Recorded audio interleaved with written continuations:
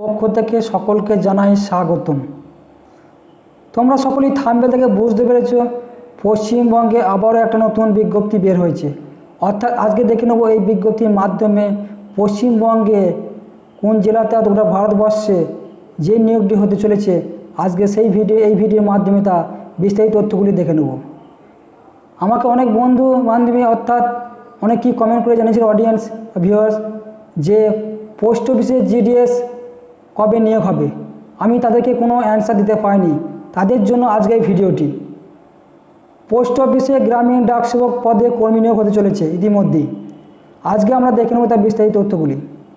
মাধ্যমিক পাশে 51,000 শূন্য পদে পোস্ট অফিসে গ্রামীণ ডাক সেবক পদে কর্মী নিয়োগ হতে চলেছে, অর্থাৎ WB post office GDS recruitment.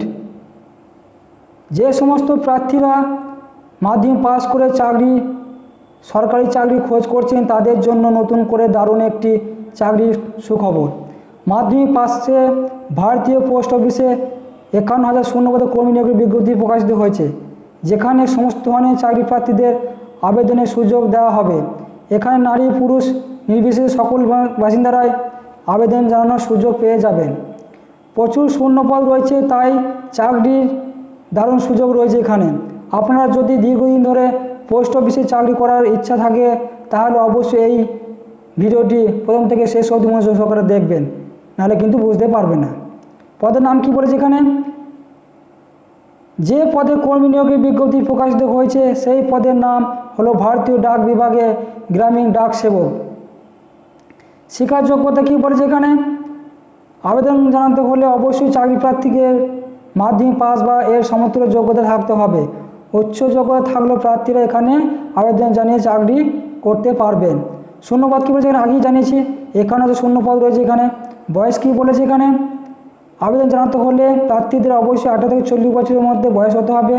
তবে সংরক্ষিত শ্রেণীর চাকরি প্রার্থী হলে বয়সে বিশেষ ছাড় পেয়ে যাবেন, SC ST ও BCর ক্ষেত্রে ছাড় পেয়ে যাবেন।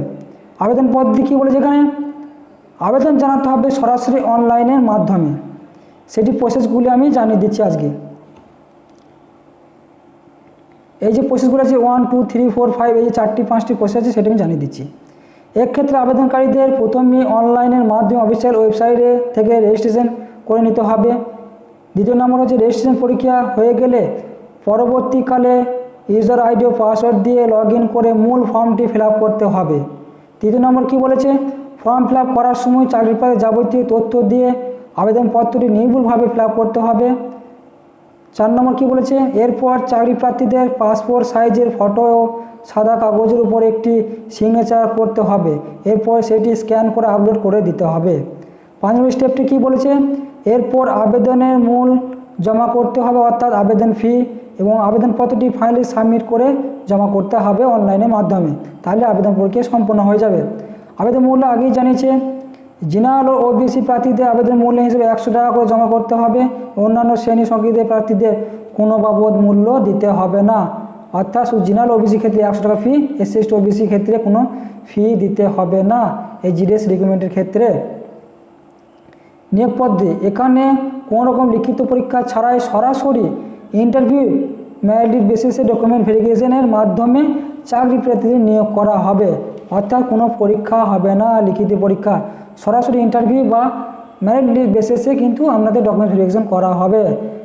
তারপরে কিন্তু আপনাদের রিক্রুটমেন্টটি হয়ে যাবে। এছাড়া নিচে যে গুরুত্বপূর্ণ তথ্যটি দেওয়া হচ্ছে সেটি অনুসরণ করে দেখে নেবেন। এখনও এই নিয়োগ প্রক্রিয়াটি শুরু হয়নি, তবে পরবর্তীকালে এই নিয়োগ প্রক্রিয়া শুরু হলে আপনাদের জানিয়ে দেওয়া হবে।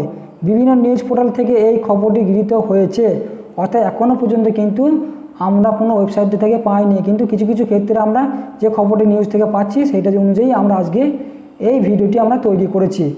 যে সমস্ত বন্ধুরা আমার কমেন্টে জানিয়েছিলেন, অবশ্যই তাদের সমস্যার সমাধান হয়ে যাবে ডিজিএস রিক্রুটমেন্টের ক্ষেত্রে, অর্থাৎ পশ্চিমবঙ্গের ডাক সেবক যে রিক্রুটমেন্টের ক্ষেত্রের জন্য আমার কমেন্ট করেছিলেন, তাদের অবশ্যই সমস্ত তথ্য এখানে পেয়ে যাবেন এই ভিডিওতে। তাই প্রত্যেকে বলে কি চ্যানেলটিকে সাবস্ক্রাইব করবেন অবশ্যই, ভিডিওটি ভালো লেগে থাকলে, এবং সকলেই এই ইনফরমেশনটি প্রত্যেকে শেয়ার করবেন, যাতে সকলেই এই ইনফরমেশনটি পেয়ে থাকে, তাদেরও সমাধান হয়ে যাবে। ধন্যবাদ।